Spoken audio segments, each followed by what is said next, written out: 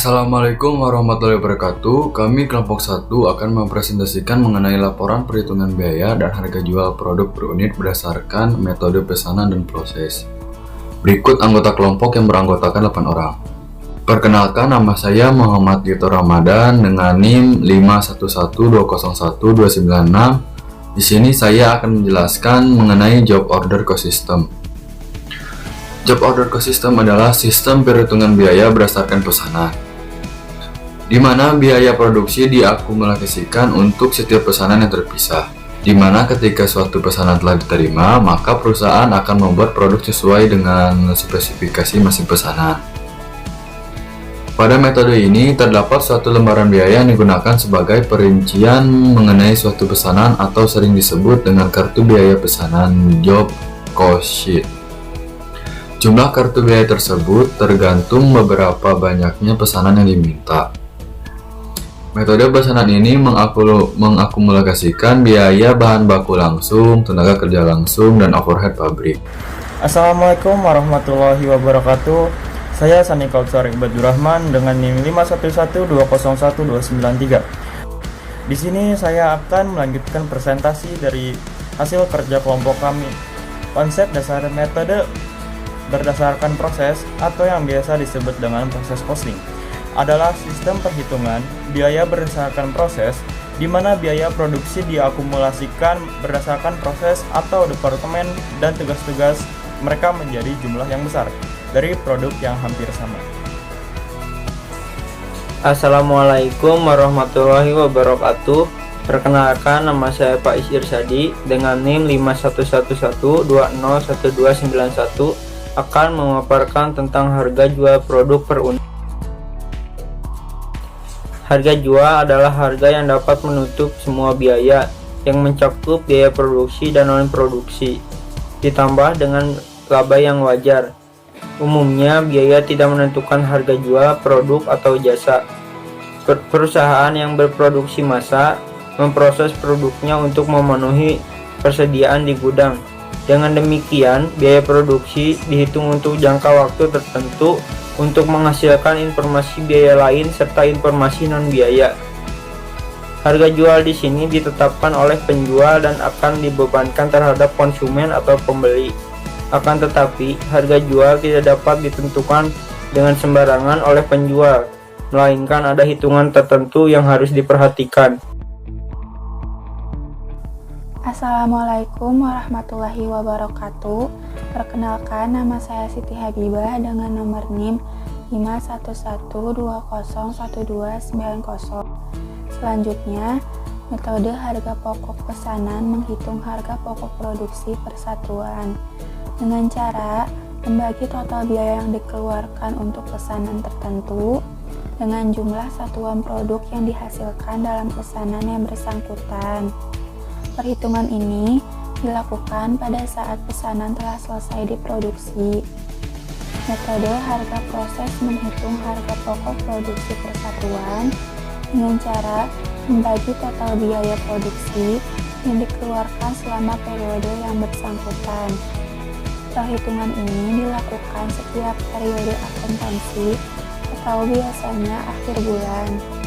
Rumus mencari harga pokok per unit yaitu dengan cara total biaya produksi dibagi dengan kuantitas produksi.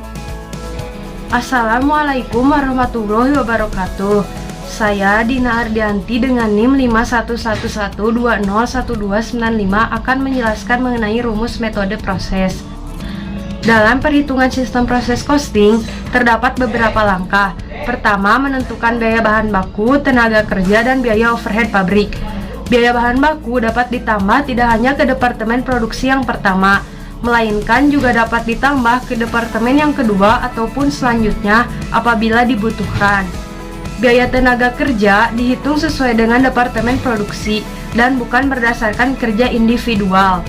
Biaya tenaga kerja dapat terbagi menjadi dua jenis, yaitu labor cost dan labor rates. Labor cost merupakan kompensasi yang dibayarkan kepada tenaga kerja setiap unit dari output yang dihasilkan. Sedangkan labor rates merupakan jumlah yang dibayarkan kepada karyawan setiap jam atau setiap bulan. Biaya overhead pada umumnya sesuai dengan tarif overhead yang telah ditentukan terlebih dahulu oleh pihak perusahaan. Kedua, menentukan unit ekuivalen produksi. Setelah biaya bahan baku, tenaga kerja, dan overhead telah diakumulasi pada setiap departemen produksi, pengeluaran dari departemen harus ditentukan agar biaya per unit produk dapat dihitung.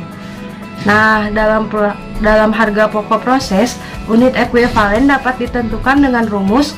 Untuk metode rata-rata, maka unit ekuivalen sama dengan unit selesai tambah persentase penyelesaian akhir kali unit BDP akhir. Sedangkan untuk metode FIFO, maka unit ekuivalen sama dengan unit selesai tambah tingkat penyelesaian akhir kali unit BDP akhir kurangi tingkat penyelesaian awal kali unit BDP awal. Harga pokok per unit dapat dihitung dengan rumus biaya BDP awal tambah biaya periode berjalan bagi unit ekuivalen. Nasi goreng damkar memproduksi produknya berdasarkan pesanan. Pada April 2021 telah menerima 3 jenis pesanan dengan kode D97, D98, D99. BOP dibebankan kepada produk dengan menggunakan tarif yang ditentukan di muka. Adapun BOP yang dianggarkan pada kapasitas normal 10.000 jam, JTKL adalah $15.000. Informasi lain pembentuk harga pokok produk dan penjualan adalah sebagai berikut. Jadi pesanan yang pertama itu D97, persediaan awal BB-nya 300 kilo, pembelian BB-nya 3.000 kilo, persediaan awalnya 500 kilo, biaya bakunya rata-rata $3, terus biaya tenaga kerja langsungnya 15.000. Jumlah tenaga kerja langsungnya digunakan 450 jam. BOP aktualnya 11.000. Jumlah produk dihasilkannya 800 unit. Harga jual per unitnya 90. Pesanan yang kedua D98, persediaan awal BB-nya 800 kilo, pembelian BB-nya 200 kilo, persediaan akhir BB-nya 300 kilo, bahan biaya bakunya rata-rata 2,5, biaya tenaga kerja langsungnya 14.000, jumlah tenaga kerja langsung digunakannya 500 jam, BOP aktual 15.000, jumlah produk dihasilkan 750 unit, harga jual per unitnya 80. Dan pesanan yang ketiga D99, persediaan awal BB-nya nggak ada. Terus pembelian BB-nya 100 kilo, persediaan akhir BB-nya 50 kg, bahan biaya baku rata-ratanya 2, biaya tenaga kerja langsungnya 13.000, jumlah tenaga kerja langsung digunakannya 600 jam. BOP aktualnya 13.000, jumlah produk dihasilkannya 600 unit, dan harga jual per unitnya 70. Assalamualaikum warahmatullahi wabarakatuh. Saya Nadia Aulia dengan nomor NIM 511201289. Ini tuh diketahui BOP yang dianggarkannya itu 15.000, kemudian kapasitas normalnya itu 10.000 jam. Nah, yang pertama itu ada persediaan awal bahan baku. Persediaan awal bahan baku ini mendapatkan hasil 100. Hasil 100 ini didapatkan dari persediaan awal bahan baku dibagi biaya bahan baku. Kemudian yang kedua itu ada pembelian bahan baku. Nah, pembelian bahan baku ini dihasilkan dari 3.000 dikali biaya bahan baku yaitu $3, menghasilkan 9.000 yang ada di D97. Yang ketiga itu ada persediaan akhir bahan baku. Persediaan akhir bahan baku ini yaitu di D97 itu mendapatkan 1.500. Nah, 1.500 ini didapatkan dari 500 dikali $3. Nah, kemudian yang keempat itu ada bahan baku yang digunakan. Nah, bahan baku yang digunakan itu mendapatkan 7.670 dan 100 itu dari persediaan awal ditambah pembelian bahan baku dikurangi persediaan akhir. Kemudian selanjutnya itu ada BOP yang dibebankan. Nah, BOP yang dibebankan ini yang D97 mendapatkan 675, yang D98 mendapatkan 750, kemudian D99 mendapatkan 100. Ini tuh dari BOP yang dianggarkan dibagi kapasitas normal, kemudian dibagi 10.000 dikali jumlah JTKL, akan penjualan dari jumlah produk yang dihasilkan dikali harga per unit, kan selisih BOP. Nah, di sini tuh hasil dari selisih BOP itu dari BOP sesungguhnya dikurangi biaya yang dibebankan. Assalamualaikum warahmatullahi wabarakatuh. Saya Rike Nurul Garini dengan NIM 51112012292. Di sini saya akan menjelaskan perhitungan mengenai harga pokok produksi menggunakan metode proses atau proses costing. Oke, langsung aja kita lihat PowerPoint-nya. Nah, jadi mula-mula pada tanggal 1 Januari 2021 ini, bahan baku dimasukkan dalam proses sebesar 16.100 kg. Ternyata setelah diproses, yang selesai dan ditransfer ke gudang produk jadi hanyalah 15.563 kg. Berarti 537 kg laginya masih dalam proses akhir pada tanggal 31 Januari. Kemudian 537 kg ini dia tingkat penyelesaiannya dari segi biaya bahan baku 100% dan dari segi biaya konversi itu dia sudah menyerap 20%. Di mana biaya konversi ini seperti yang kita ketahui terdiri dari biaya tenaga kerja dan biaya overhead pabrik. Oke, untuk menentukan harga pokok produk per kilogram, harga pokok yang ditransfer ke gudang produk jadi, dan juga harga pokok produk dalam proses, kita harus menghitung unit ekuivalensinya terlebih dahulu. Biaya bahan baku di sini pada periode itu adalah bahan bakunya Rp161.000, yang dimana Rp161.000 ini produk selesainya 15.563 kg yang ditransfer ke gudang produk jadi, lalu ditambah dengan 537 produk dalam proses dan dikali tingkat penyelesaiannya itu 100%. Hasilnya adalah 16.100 kg.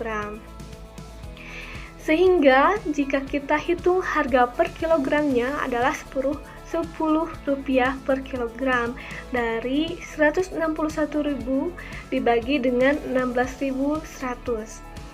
Perhitungan biaya tenaga kerja dan biaya overhead pabrik pun sama, sehingga didapat total biaya produksi senilai Rp4.045.000 dan juga total harga pokok produk per kilogramnya senilai Rp257,9 per kilogram. Lanjut, kita menghitung harga pokok yang ditransfer ke gudang produk jadi. Itu tuh Rp15.563 dikalikan dengan Rp257,9, hasilnya Rp4.013.680.000.